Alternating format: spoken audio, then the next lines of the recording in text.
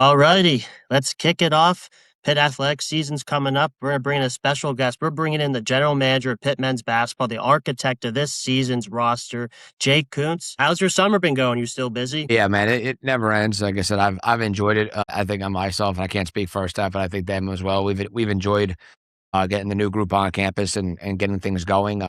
There's definitely an energy and definitely a different jolt about this group for sure. You can see it from A to Z. You can see it coach for that matter. And no disrespect to the group a year ago. That team went through its trials and tribulations and care about every one of those kids and wish them the best. But I had to say this is really like a new beginning, a new way we're going to do things. And it's been a great buy-in by not only our entire staff, A to Z, just like it was a year ago, but really the group that we sought after, went after to really flip things. Yeah, what you said kind of reminds me of the 2022-23 team that you guys demolished when you're at West Virginia. I heard the coach, when I was a Zoo leader, the coaching staff said, like, this team's going to be different. So I'm really happy to hear that. Maybe we do what that team did and make the tournament. So that's really great to hear. Yeah, and you got to remember that team that you just said too, you guys as well. Like, we were in a very similar boat. That was a roster that we completely retooled, very similar to this one, just like you guys did that year as well. And you guys were talented too. Like, sometimes, those rivalry games. I like to say that when I was part of the other side, I didn't lose many of the one game when my boss had to retire and things of that nature, and you all came down and blasted us a little bit. That was the 1 in 9 years that I had lost. I had lost 1 in 9 years. So I like to look at it in that regard. But no, I mean, in like, you guys have had some very talented groups over the time here. I mean, years for a while, like even going all the way back, you guys were very, very good. But those two teams individually that you talk about, your all's team that year and our team, very similar how they were built. Obviously, top to bottom, had to have a complete gut on both sides, and that's the one thing I think with people with this portal thing. And again, like, you hear the people that like to make comments and things of that nature. And I think people know me by now. I really don't care what most people think. And I have no problem saying it back to Jeff Capel's a good basketball coach. Alan Green's a good AD. Like, I think it's a really, really good match. And I think there's a lot to be said. And, a couple of Alan's interviews have gone off. They say, the stuff kept going up and up and up, and the money for this kept going up. But you know what though? That shows you that they're a good admin, and I don't say that to KMA, that I say that in the fact that, like, they've all come from their other backgrounds, just like us as coaches or prior, and you try to get a gel, just like we are as a team, right, as a players and etc. And you really try to find the best avenue for Pitt to be successful, for the program to be successful, not just now but long term. After last year, there was really more of a gut job. We felt the need A to Z to gut it, and the admins, the supporters, and there needs to continue to be that, as we need to keep educating and teaching people like what truly goes into winning. This is a different caliber roster, at least on paper at the moment. On paper, on paper, there's very, very talented. On paper doesn't mean a whole lot because they got to still do the work. They still got to build a culture. And the staff and the group are really, really hard work at that. And I've enjoyed watching it so far. But I will sit there and tell you that a lot of it is built in the same manner and the same aggression. I always laugh, and the place down south is my alma mater, and I'll always care about it and things of that nature, and I have very good friends. But when I laugh about it with people now, it's like the two places are so similar, it's scary. Like, and it is just because of we're in the same market, right? So that actually makes sense. But at the end of the day, like, how those schools have to have success in today's modern format of the way this chaos is, they're eerily similar. And, Ren does a great job down there, just like, Alan does a great job for us. And, Alan inherited stuff where Ren had his own inheritance when he took over the program down there from A to Z. So, I see a lot of resemblance in the fact of how both top admins really build the trust with their staffs and things of that nature, and then really grow it. And Alan's been fantastic to deal with, and so is his entire admin. But that's really what it's taken, is that group learning this place, just like I had to learn it. That it was hard last year. You get hired at the end of June, July, the roster's already set. And I'm going to tell you this, like, everyone, the people are critical about things of that nature. Like, they did with what they had. That's the God's honest truth. People could point fingers. Jeff Capel's a good basketball coach. I'll tell you this, I wouldn't be here if he wasn't. I'm going to be brutally honest with you. I wouldn't be.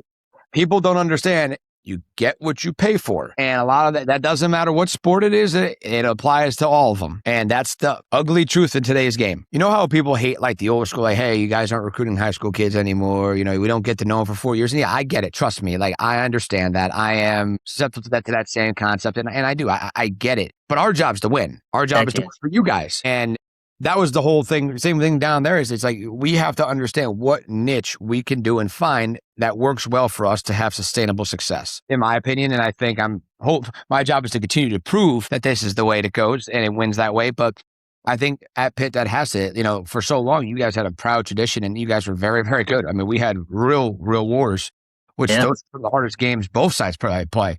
But a lot of it became a lot of us like, oh, people like the mystique of Pitt, mystique of V. All that's out the door now. You got to find all the ways to attract it. And again, everyone's like, oh, it's just about the money. Yeah, money's going to be important. That's without question, it's important. I'd be lying to you if I said differently.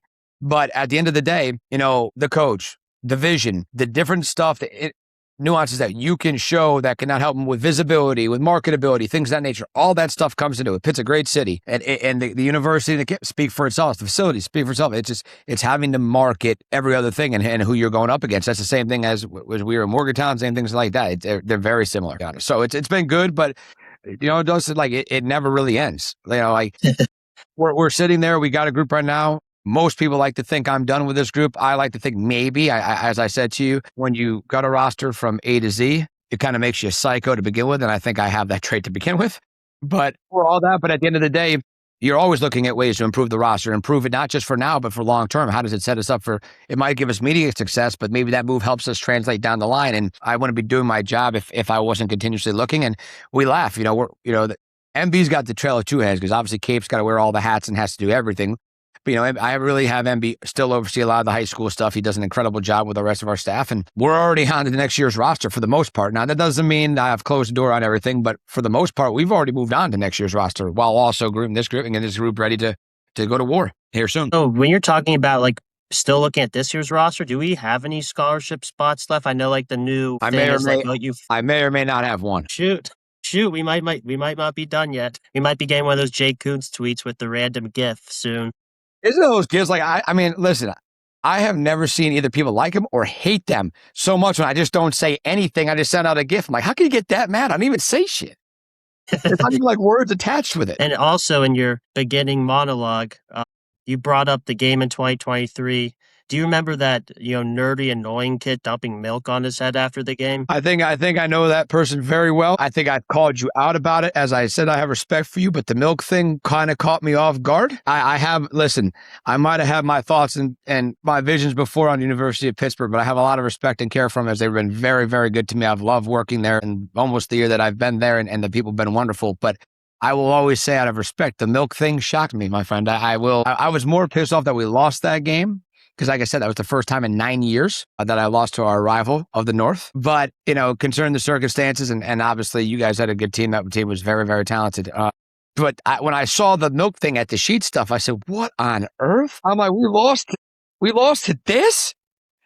And then I got to know you, and I'm like, okay, at least I like the kid. He's a good human being. He's a passionate fan. Damn, the milk dud thing. I kept sitting there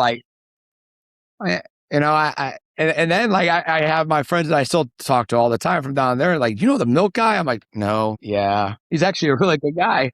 He's a really good guy. Other than the milk thing, he was confused. Even for us, that kind of was outlandish. So I'm sitting there all right. I mean, we were the same ones that light couches on fire. We were worried about some milk. Yeah, I mean, you know what? I mean, my reaction was stemming from what you were saying right there. I haven't seen Pitt beat West Virginia in a really long time. I was frustrated from it. You guys kicked our butt the year before when I thought we had a good chance at Eric Stevenson, man. But yeah, it was stemming from my frustration. We finally beat these guys. I know you guys were undermanned, but I was super happy about that. But yeah. Hey man, the Oakland Zoo got to bring something different. That's what I was trying to do those days. Well, and I hope that Oakland Zoo. I understand the change with West Virginia this year and how it's at PPG and timing and location, everything. But I hope that they'll be there for that because both teams should be very good. West Virginia's done a good job with their roster, and that should be a war. And I think both teams should be good and in a really good place by that. So that could be a huge game, and we need to make sure hey. There's going to be good, listen, is this going to be flawless? No. I mean, I would be sitting there again, BSing you, saying it. But again, fight with the group, don't abandon the group, and you're going to see success. You're going to see what people have been earning to see. It's everyone keeps acting this is part one of the flip. This year is the influx of talent, getting Pitt basketball and the caliber that you all deserve back on the map, and then building it and taking off from there. For sure. Awesome. It's great to hear the current state. We'll get more into that later in the pod. I want to start off by talking to you about your career path, how you got to where you are today. So when did you know at a young age where you wanted a career in basketball? Well, everyone wants to be a pro, and then you're sitting there in high school, and I was very lucky to play on some really good high school teams and play against some really good talent, but you realize you're like, whoa, all right, this is high school. These guys move way better than I do. How am I going to, and you sit there and I think for me, I was more of a realist. My brother ended up playing college basketball, was a really good player. Me, I was a solid basketball player, very good high school, but I also understood that was where it was ending. And having comfortability with that, and also, I was very lucky. Going down there, I was actually better at baseball, but went down there to work with those guys and was very lucky not only to work for Coach Huggins, who I still talk to and love very, very much, and I talk to him on a regular basis as he'll be watching us closely and probably critiquing it closely per usual. Awesome. Very, very, very tough critic still. We'll take it. He's a legend. He is. And he's, like I said, I mean, he's still a student of the game, which I think is what shocks me, is like, he's not coaching anymore and the relaxation part of his life. And he still sits there and he would do that for anyone that he was close with and care. And that's why people were asking last year, he was up there, the rivalry. Cape even said it, like, people don't understand, they see it with the naked eye. It's like, oh, it's a rivalry, but the coaching industry is a brotherhood. Like, people laugh, like, when Hugs knew Jeff and Jason and their dad, honestly, way before that was even a thought in this world. They were holding that side of it. So, that was a cool thing last year to see that. And, I know it ruffled feathers, but that wasn't the point of it. Believe it or not, that's not the only thing on people's minds. Although I know some believe that, but, it's, not just Hugs. You had Larry Harrison, who was a former head coach, who's an incredible, probably the hardest working human being I've ever been around. Eric Martin, who's the head coach right now. Jared Calhoun, who's at Cincinnati now. Yeah. Ronnie Everhart, who was at Duquesne forever, really good head coach. Like, I was Billy Hahn, rest in peace. Like, I was around all head coaches too. So, and then obviously the year last year, working between doing the consultant stuff, I worked with a couple Hall of Famers. And then this last year, I enjoyed our staff. I love Jason, Capel, I love Timmy O'Toole. Those guys are unbelievable human beings. Yeah, for sure. Really good coaches. And just like our staff now, you always try to better yourself. And the GM side of it, I'll miss the stars of it. You miss the coaching side of it on the floors, but no, I think it makes it better for me because I respect and have a knowledge of what those guys do, right? So it's like separating church and state. I don't tell them how to coach the team. A lot of people, sometimes the other GMs are sitting on the bench. Like, I like removing myself from the bench. I'm oftentimes in the tunnel and the AG comes and joins me in the tunnel, which I get more nervous because I'm out of my mind to begin with. I'm like, damn, this is the real big boss, man. I can't be saying crazy shit around him. Like I said, he's an awesome boss to work for. And somebody like as an AD, I admire him for the fact, like I said, like, we all have our weaknesses. Doesn't matter how talented or how successful we are. Like, we could always be better. And his mindset is cool as an AD, and that's a cool and like a way that is adaptive as an AD I've ever seen. And I've enjoyed working with Alan in a short period of time and his entire team. I truly mean that. So yeah.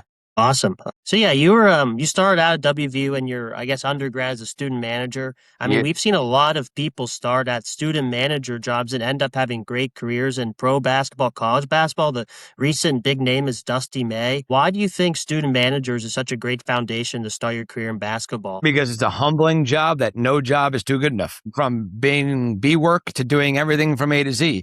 It humbles you, but it also gives you a education on how to truly work. Yeah, and I think that's a quality that not only whether people went into basketball and stayed in basketball after that or just went into whatever enterprise they decided to work in, I think it helped them from A to Z. I've been lucky, the managerial team that Hugs and that group has put on together for years, a lot of them are really big time. And we laugh. West Virginia at that time, and that group of guys probably has the highest and biggest, deepest outreach in the NBA than anybody. 4 of my former managers that when I was GM are all working in the NBA.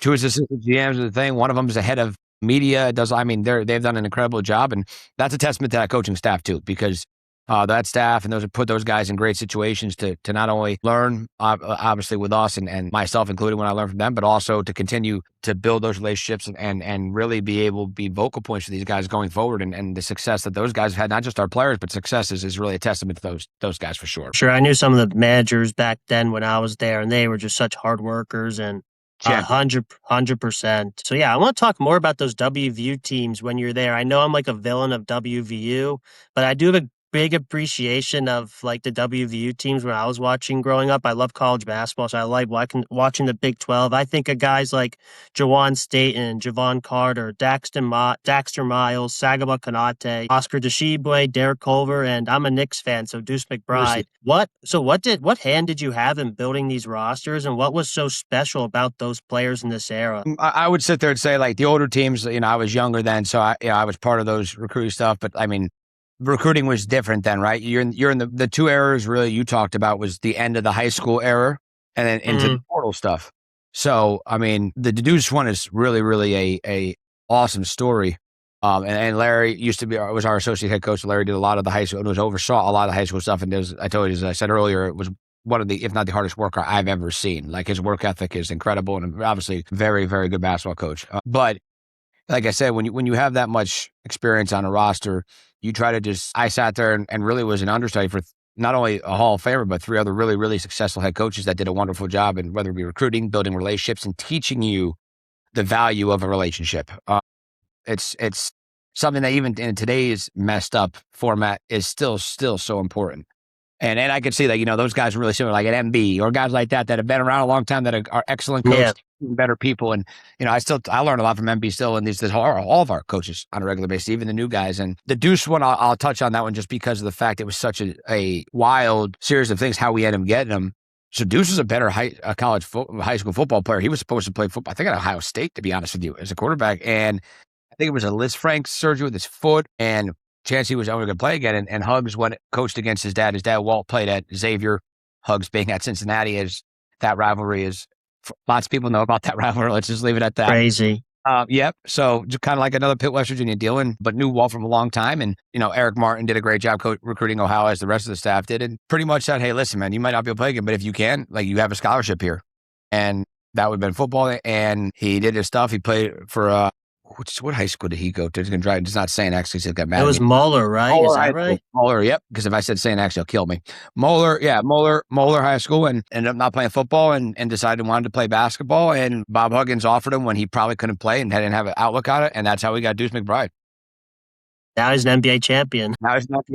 I'm as good of a player, even better human being as a lot of those kids are. People see the competitor side of it and say, oh, this kid, that kid, like, great kids. I love probably everyone, even those kids didn't work out. I love every one of those kids that we got to work with and deal with. And, whether it be Deuces that time, Emmett, Eric, Jordan, Joe, that group afterwards, like they came in and bought and re-elevated the program to back to where it was. Dax and JC did an incredible job. Coming off the Wani State and Tariq, for those guys' years, and Nate, Adrian, and then for those guys to build on that and in the way that JC and Dax did with Press Virginia, that was some. I know it's probably giving you a nightmare too, but for those guys to really that was built around those two, and they were the head of the snake. And I tell JC every time I say, no, I probably didn't have, I loved him as a player, unbelievable competitor, awesome human being. But when it's in the immediate, right, when you're seeing it right in front of you, sometimes you don't have the appreciation for just how good they were. Just how, and I tell him it every time I see him, obviously how good of a player he was in college. And listen, he's still playing in pro right now. And that's a testament to the work ethic that kid has always had. Always had. Yeah. So at West Virginia, when the current environment started kicking in college sports, you seemed like you were like the man for it at WVU. You were the liaison for NIL and the transfer portal. You worked with the collective.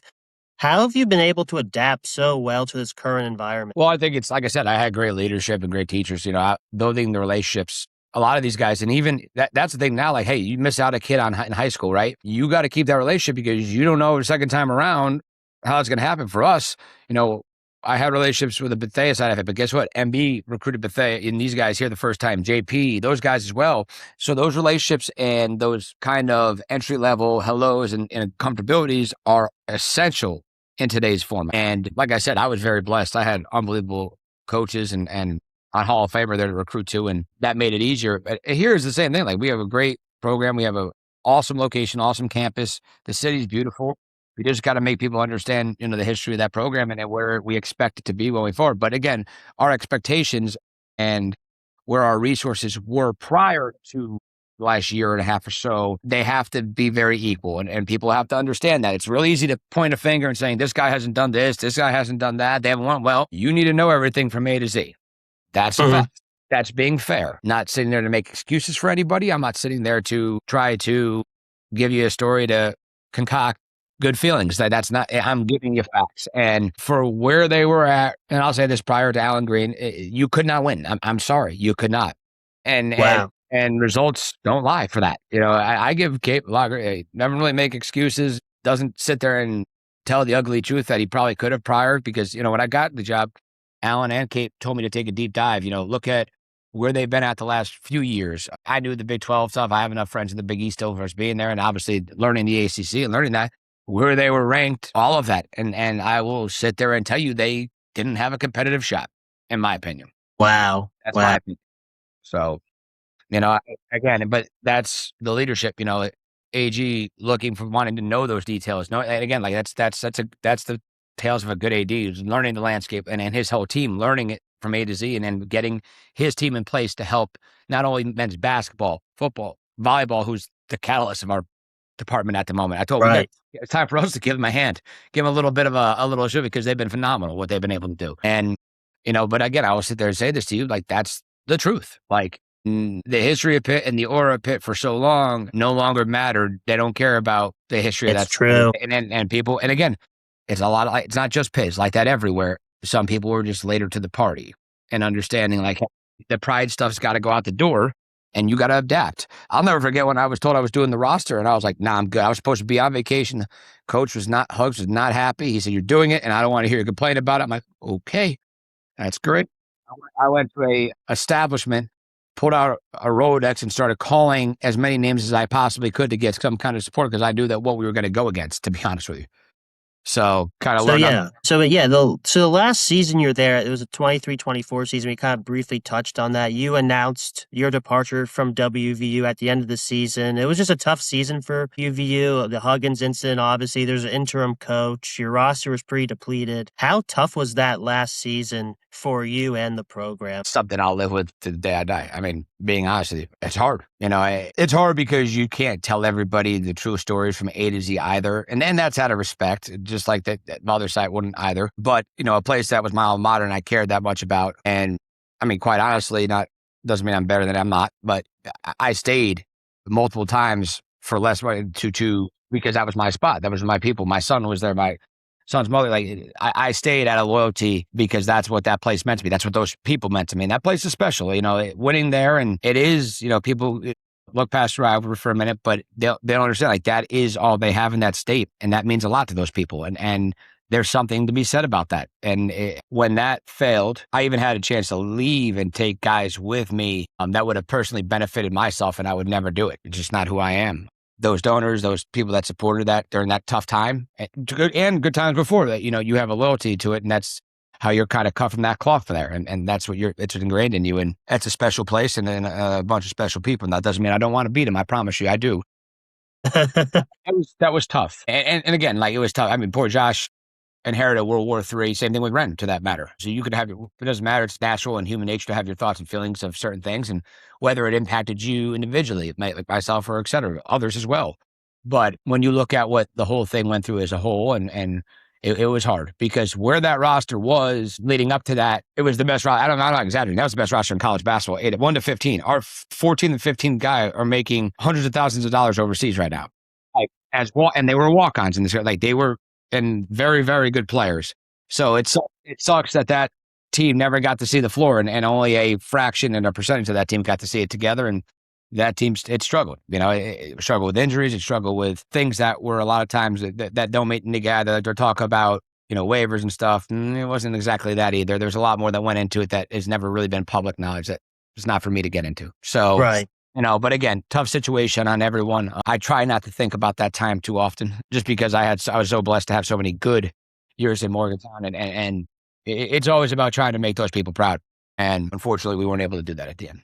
So after that season, what was your plans for the future, and how much time did you take off before taking the Pitt job? So really, when I got released from that, it was later in the contract stuff. So like a lot of that stuff, like the GM stuff, especially because they want you to be able to put the whole classes together. A lot of that cycle I had already missed. And, West Virginia was in the process of hiring a new coach. Let's just say I knew I wasn't going to, because I was so close with Hugs and his right-hand guy, I knew I wasn't going to be in their visions of the future rebuilding. And I understood that, and I respected that for sure, especially when you got to restart over it. And I get it.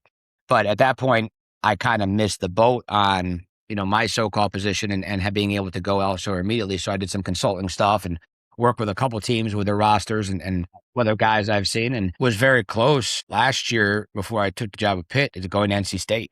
And Capel reached out to me and was awesome. It's a distance kind of relationship, but like had a lot of respect for Capel, not only as a player, as a coach, as a human being, and as a person, and asked me if I could take some time to talk with him before I would make any decision. And I said absolutely. He said some stuff to me when we lost that game to you guys in Morgantown, and something that will always stick with me and stuck to me big time. And because of that, I held out a little bit. Decided to go meet with Cape, talk with Cape, and was sold. I was all in. Wow. So was being a GM what you really wanted to do with the current environment? And are you seeing a lot of programs literally build like pro front offices now? No question. I think I've always I like the coaching side of it, and I think I was okay at that side of it. But I think I'm always best at personnel, with relationships, with dealing with it. And I always like putting a roster together, working with a staff, sometimes helping coach put a staff, like things of that nature. I like being, it's like a big puzzle, right? And being over that side of it. And sometimes it makes you want to lose your mind a little bit. But at the end of the day, I've always, I think, envisioned myself better, that I was probably wanted to be a GM at the pro level. And now it is obviously, with the way this era has come, the GMs are extreme, almost not rarely not to have them at the college level. And yeah, I definitely love that aspect of it. It has its days, just like anything else. Just, you get a lot of love when the team wins. Sometimes shouldn't even go to you, should go to the staff and those players, because they're the ones that have to do it. And you get a lot of hate when it doesn't, and that's part of the job. But at the end of the day, I think I always wanted that. Again, I like being able to assemble not just a team, but as a program as a whole, and help build something from top to bottom. So let's talk about a little bit more of last year. I know you probably don't want to, but I think I want to. You were definitely dealt a tough hand. Basically gained like 2 twos in a poker game. You had really no say in building last year's team, who went 13-20. What were your thoughts on last season, and what were the things you really wanted to fix in this program? Well, I think, and this might sound corny, but people always say you learn life's toughest lessons through tough situations, right? Mm-hmm.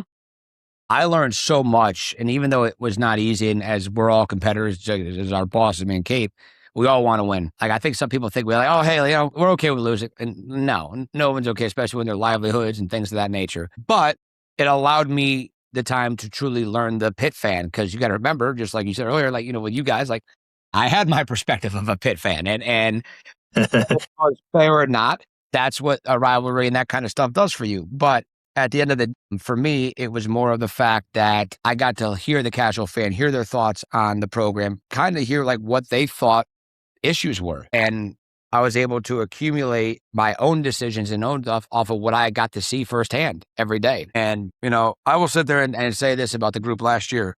The thing that I admire the most about them is they never quit. A lot of times in this NIL era, you're getting paid, yada, yada, and if things aren't going well, they'll just vote it the rest of the way. That team actually got better the entire time at the end. Yeah, they did. They worked their tails off. They got better. They competed.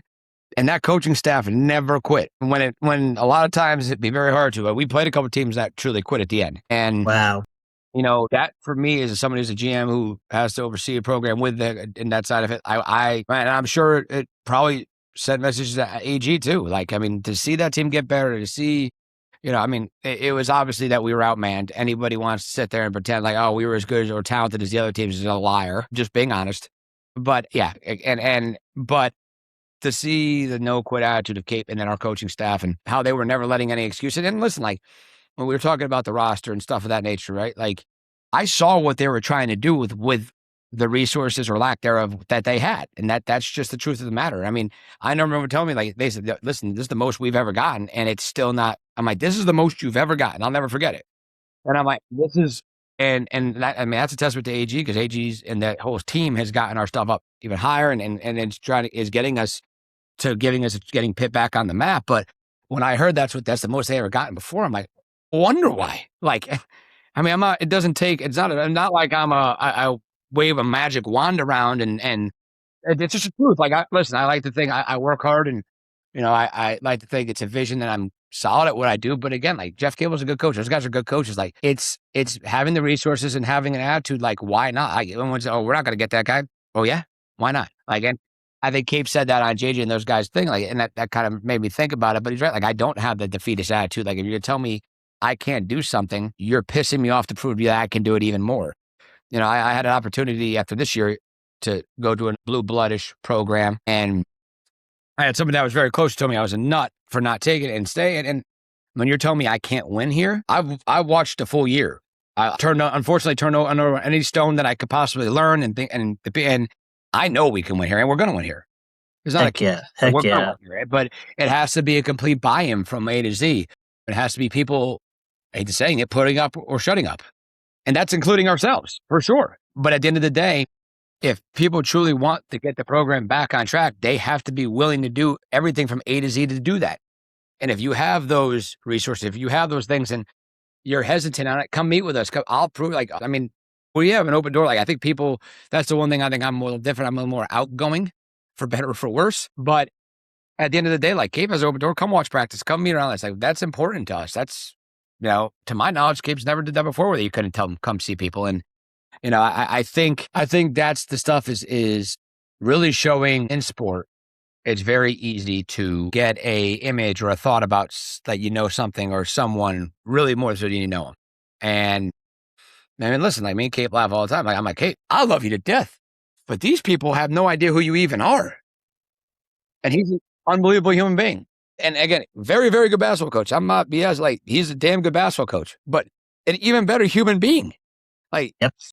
But again, it's real easy when fan bases are rabid, man, right? When things are going well, they love you. When things are not going great, they're going to have their negative stuff to spew. But at the end of the day, I'll tell anybody I'm blue in the face. We got the right head coach. We got the right coaching staff here. Like, that's wasn't an issue before.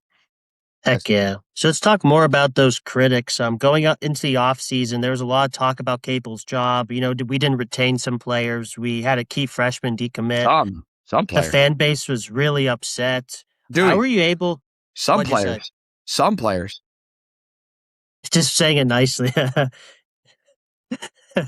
The fan base is really up. How were you able to shut out all the noise and focus on building a team, considering the situation we were in? The old saying, it's never as bad as it seems. It's never as good as it seems. You got to find that middle ground. The first hour, the portal opened.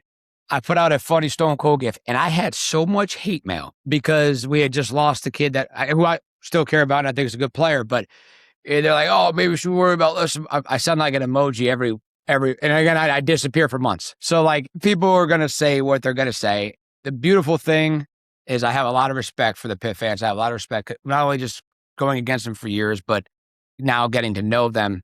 But they hire the one person that does not give what they think of them. I'm going to do what I think gives us, Pitt, the best chance to win and get back on the map. And let me rephrase that, because that's not a totally fair. I care what they think. But when it comes to critiquing how we're going to do it and how to get it back to where they're going to be happy, that process is going to be a process. It's not going to be cut and dry. It's not always going to be the sexiest process.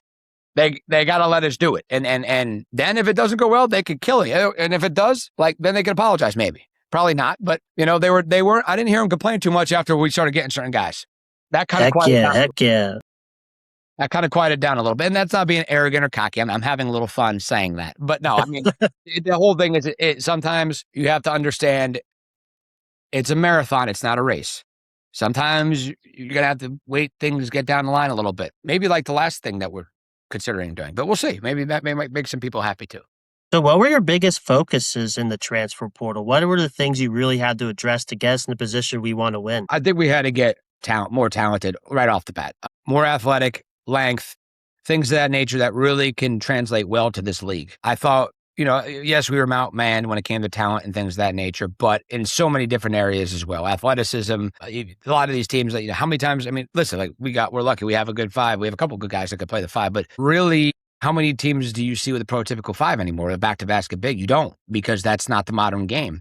If you could have one of those unicorns, then you use it and you utilize it. But if you don't, length, athleticism, all that factors into winning. And I think myself, Kate, most importantly, but the rest of our staff thought that we needed an influx there. And that was the one part, hey, we need to get more talented from A to Z and as quickly as possible.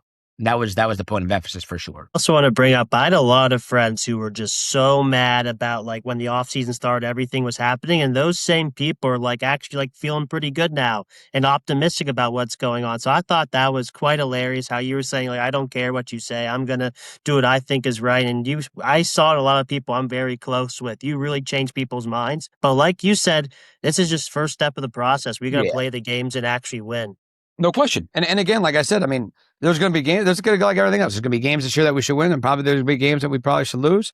That's part of it, and that happens. Our goal is getting this program back to the NCAA tournament, getting it back in the realm where it needs to be, and taking it off and continuing to build off of it. This doesn't should be it needs to be sustainable. It can't be a one-hit wonder where we win one year and then we don't make the tournament for 2 or 3. Like, that's not acceptable. Like this, as long as the buy-in's there and the people realize, okay, hey, this, they spent a little bit more this time, but they won. And they saw the formula really to come into fruition a little bit, then it becomes like, okay, hey, the staff can do it. The players that they were now can do it. It's part C right there that it has to be a collective buy-in. And all 3 of those things got to be attached at the hip for success. That's the truth. So, yeah, I was being pretty nice saying we didn't retain some players. I kind of had a brain fart. Obviously, Makari was the only one who actually returned. So we had to bring in, 12 to 13 players. 13 new guys and 13 new guys. Maybe 14 overall. And so out of those 13 new guys, gotcha. So out of those 13 guys you've gotten, who do you think's the most under the radar pickup who's really going to surprise people when the games start? Don't get mad at me when I say this. I don't like labeling stuff like that because of the cliche side of it. I think I like what we did from A to Z with the roster, with the resources that we had, and as quickly as we did it. That was, everyone's like, well, the money side of it. Well, yeah, we hit momentum. We hit lightning in a bottle. That cleared out, and what? Day after the portals open, went bang, bang, bang, bang. We got like 8 guys in a short period of time, and you got to ride the momentum. Just like in a game, if you're feeling it, you got to ride. That's what you got to do with recruiting, and you have to run off of it. And there's a few guys, no question, that we would have loved to be here, and we gave them competitive offers. That, quite honestly, I know that was the same thing that they got offered at their new destination, and some made less. But at the end of this, not my problem. That's the part of the GM that's hard. You kind of gotta. You got to dehumanize in a way, which sucks because relationships are so important. I keep harping on that. Coach and player relationships, parent, it's so important, but it's a business. And just like they'll snake us before we can stay, that's the truth. And there's a lot of those guys that I would have loved to come back and for them to stay and that side of it. But unfortunately, that couldn't happen with how and what we had. And you had to move to a point where we could have overall success and not outprice us with one human being. And it's hard for me to say anybody on a 13 and 20 team should be outpricing anybody, with all due respect. I detest losing. That's been ingrained in me since I was young in this business from my previous bosses and them. And Capel, I detest it. I'm a competitor. And, like I said, although it was painful at times last year, and I hurt for a lot of people, including the kids, it was a really, really good learning thing. And it gave me, I think, a really good groundwork of how to have success here moving forward. Is the best. Some of the hardest lessons are the ones that you don't want to go through. Heck yeah. That's the answer I wanted to hear as well. Basketball's a team sport, 1 through 15. You can't pinpoint one guy. It's a team sport at the end of the day. You need to have the depth. So that's definitely the correct answer. So let's talk about some of the stuff going in the NCAA. What are your thoughts on the 76-team expansion? I hate it. Heck yeah. I hate it. The NCAA tournament's the NCAA tournament. It shouldn't be touched.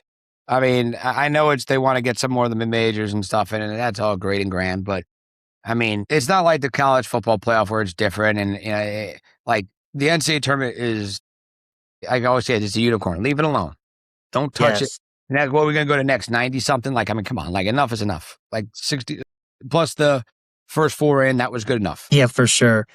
I hate it as well. I'm a big college basketball fan. I think you really got to earn it to make it. Now it's kind of like what Vince Goodwill said. It's maybe like a participation award now. I think the 68 teams, that was the perfect number. So, but it helps us out. We can get in the dance and do some damage next year. But I 100% hell agree no. with you. So we need to make that dance normal. I'm not here no participation trophy, and I could say that hell, good day we got in that 76. But at the end of the day, you know what? Go big or go home. Heck yeah. So I know it's super early on. What are your starting lineup projections, or is it too early to say? Too early to say. And remember what I said to you earlier.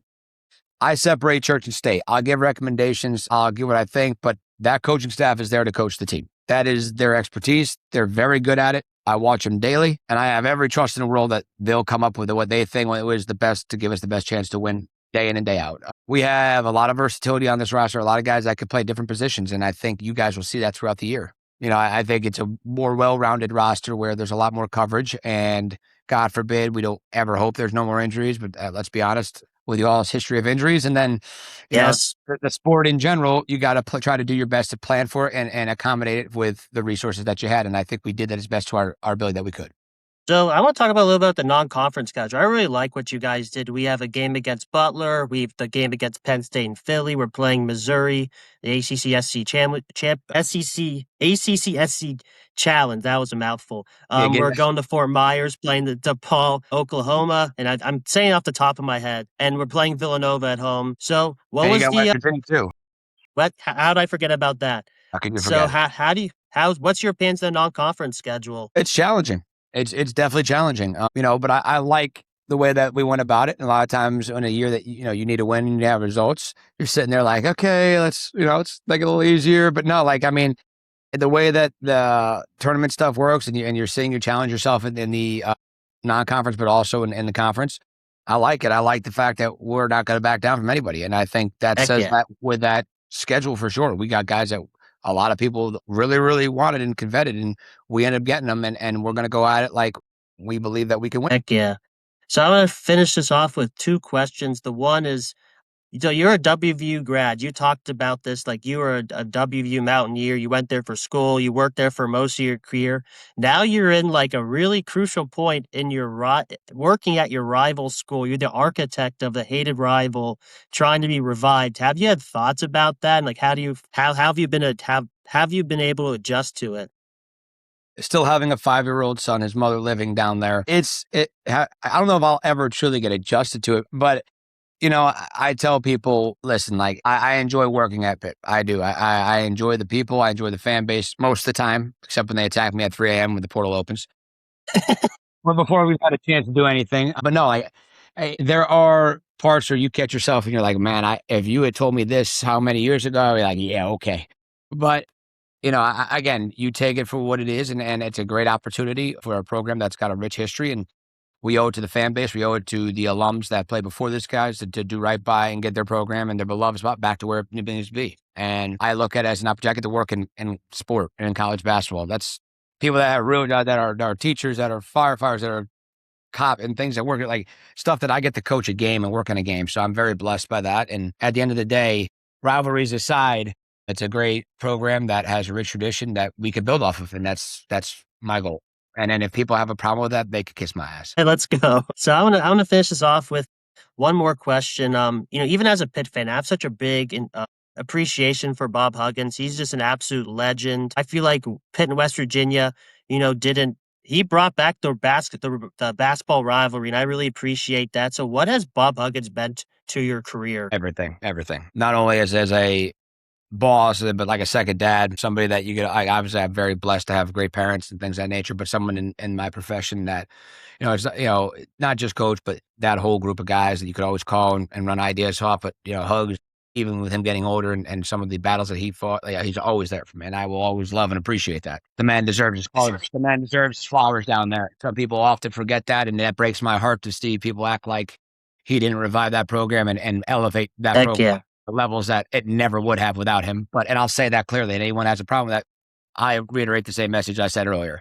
So at the end of the day, that man deserves his flowers while he could still enjoy. And, that's a place that will always mean something, but that man individually meant everything to my career for sure. And will continue. Heck yeah, he's done so much charity work for the state of West Virginia as well. He's truly a legend. So even as a Pitt fan, I could say that. Unlike some of the other people that remain, he's actually genuine. When people say about caring about the people and doing stuff for the people, and that man meant that, not just a nice naysay, which some of them now choose to say. Gotcha. Well, Jay, yeah. So, are you still like working on this team, or you're gonna take it easy and get ready for the season? You got any summer plans, or you're still just focused on next season? Nah, I gave you all my word when we were gonna do this open heart constructions, we'll call this off season. we were gonna go full tilt, and that's been everybody on board, everyone on deck, our staff A to Z has been wonderful, and we're gonna finish up the last week and a half so of workouts and let these guys get a little reprieve before the season starts, and when they take the reprieve is when I'll finally maybe settle a little bit. But we're full tilt. We're excited. There's an itch in that building and an itch in that facility that hasn't been there for a long time. I think from what I hear, and it's nice to hear that, but we also have to capitalize on it. As I said earlier in the thing, it's great on paper. But, I've really enjoyed seeing them and the staff and Coach Cape really work to build the culture this year and get it in the summer to really get it to what he believes and we collectively have that I know can win. So It was also cool to see John Rothstein agree when I submitted that question. So it was really cool to hear from him about he thinks Pitt's a sleeper as well. hey, listen, Johnny's a good man. He's been in basketball a long time, and I respect the hell out of his opinion, and I appreciate him saying that. Him and Jeff and all those guys are doing an unbelievable job. And sometimes when they leave you on the sleeper list, it's better than them sitting there like, hey, this guy's going to be the dark horse, the stud to do it, because there's something about being the hunted and then being the hunter. I love being the hunter. You're the hunted. You're like, oh man, that target's everywhere. You're expected it no matter what. I love being the hunter. Well, Jay, thank you so much for coming on. This was awesome hearing your perspectives of your journey. And speaking for all Pitt fans, thank you so much for all the hard work. I've never seen a roster like this in a really long time. You're resilient. You're relentless. I think all Pitt fans appreciate everything you've done. You are truly the architect, and I can't wait for this season. I appreciate the kind words, but like I said to you, man, this is just the beginning. Hopefully we can build a lot of this and a lot better going forward and sustainable success to get you guys where you guys belong.